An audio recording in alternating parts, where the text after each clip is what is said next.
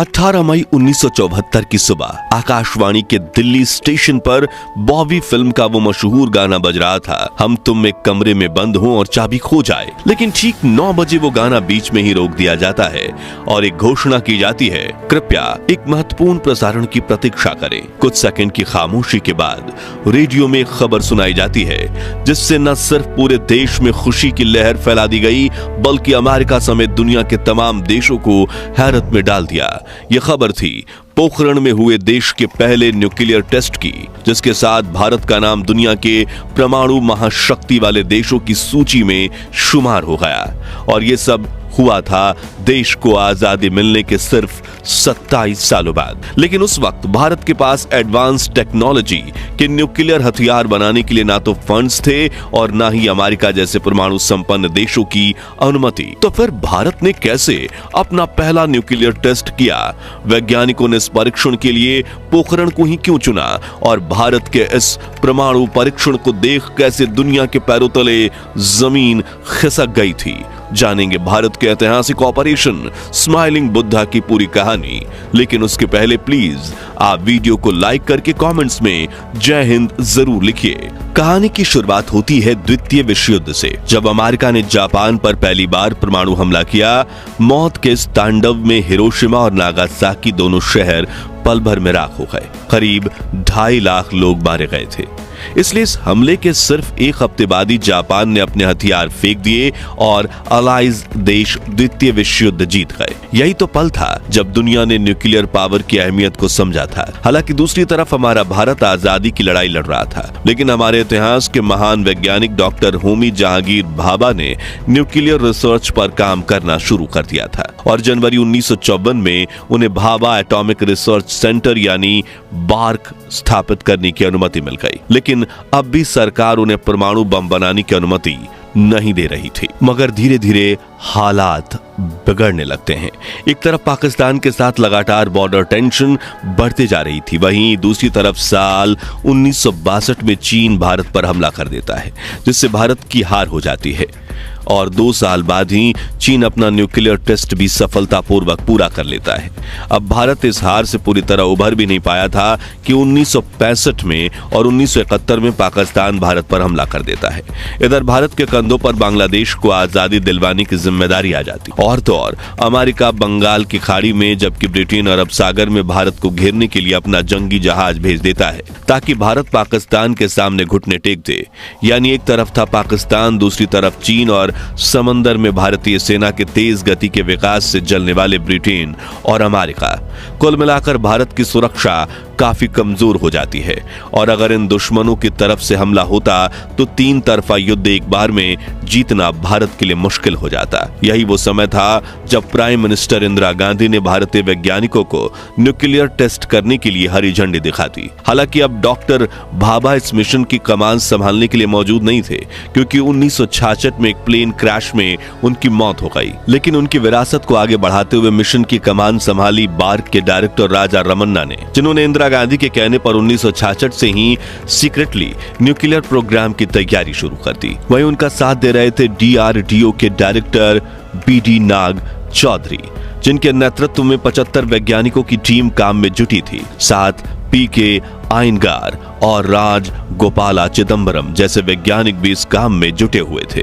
और इनके अलावा सिर्फ 3 लोगों को इस ऑपरेशन के बारे में पता था, प्रधानमंत्री इंदिरा गांधी, उनके मुख्य सचिव दुर्गा प्रसाद धर और उनके पूर्व सचिव PN हक्सर। इनके अलावा सरकार के किसी नेता को इस बारे में कोई खबर नहीं थी, यहां तक कि रक्षा मंत्रालय और गृह मंत्रालय को भी नहीं, क्योंकि बात ज्यादा फैलती तो हलचल होती और अगर अमेरिका को इस ऑपरेशन की खबर लग जाती तो वो इसे कभी ना होने देता। सन 1972 में जब इस प्रोग्राम की शुरुआत हुई, तब सबसे पहले सवाल उठा कि टेस्टिंग के लिए प्लूटोनियम कहां से आएगा। दरअसल ट्राम्बे का फिनिक्स प्लूटोनियम प्लांट 1970 में लीकेज के चलते बंद करना पड़ा था, जिसके चलते प्लूटोनियम इकट्ठा करने में दिक्कत आ रही थी और जितना प्लूटोनियम बचा था वो पूर्णिमा न्यूक्लियर रिएक्टर में काम आ रहा था।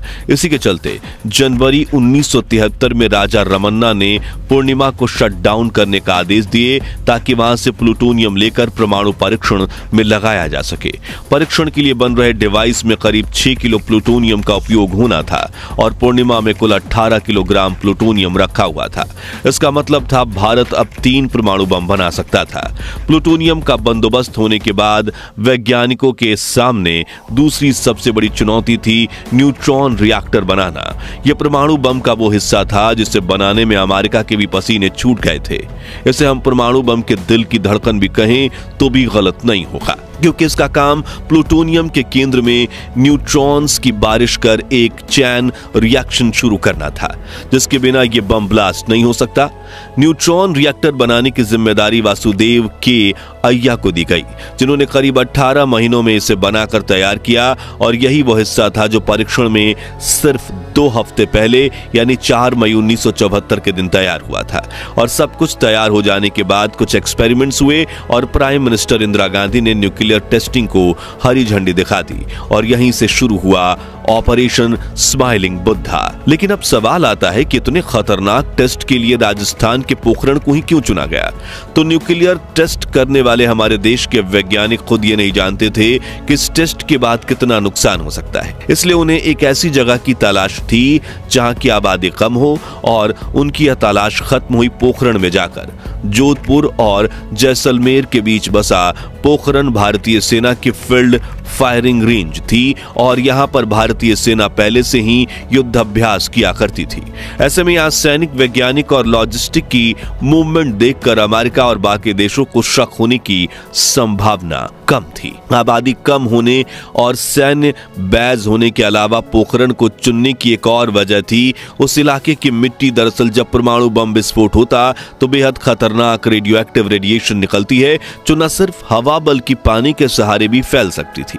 इसलिए वैज्ञानिक परमाणु परीक्षण के लिए ऐसी जमीन की तलाश कर रहे थे जहां की जमीन में पानी ना हो। जियोलॉजिस्ट बताते हैं कि पोखरण और आसपास के गांव की जमीन रायोलाइट चट्टानों से बनी है, जो एक तरह की वोल्केनिक शेल है जो ज्वालामुखी के विस्फोट के कारण बनती है। यानी जब ज्वालामुखी से निकलने वाला लावा धरती की सतह पर फैलता है तो यह तेजी से ठंडा होता है और चट्टान का रूप ले लेता है और यह चट्टान भी बारीक कणों वाली होती है और इसमें छेद नहीं होते, इसलिए इन चट्टानों में पानी या किसी तरह का लिक्विड आर पार नहीं हो सकता और यह पूरी तरह से सूखी होती है। इसलिए वैज्ञानिक ने पोखरण को चुना। परीक्षण के लिए न्यूक्लियर डिवाइस को एक एल आकार के अंडरग्राउंड शाफ्ट में उतारना था, जिसका काम आर्मी की ही एक यूनिट को सौंपा गया, लेकिन उन्हें इस बारे में कुछ खास जानकारी नहीं थी, इसलिए शुरुआत में काफी दिक्कतें आईं।